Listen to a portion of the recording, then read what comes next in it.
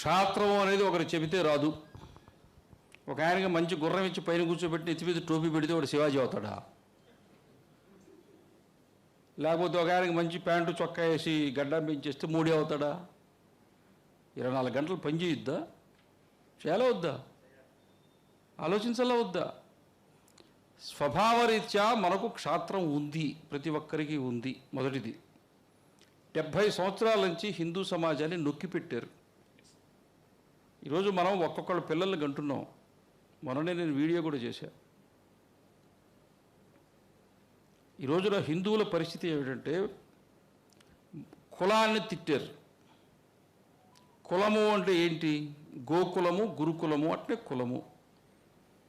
గోకులము ఆవులు మేపుకునేవాళ్ళు, గొల్లవాళ్ళు, యాదవులు, పాడి పరిశ్రమ. తెలుగులో చెప్తే బాగుండదు కాబట్టి ఇంగ్లీష్లో చెప్తే సుఖంగా ఉంటుంది కాబట్టి డైరీ.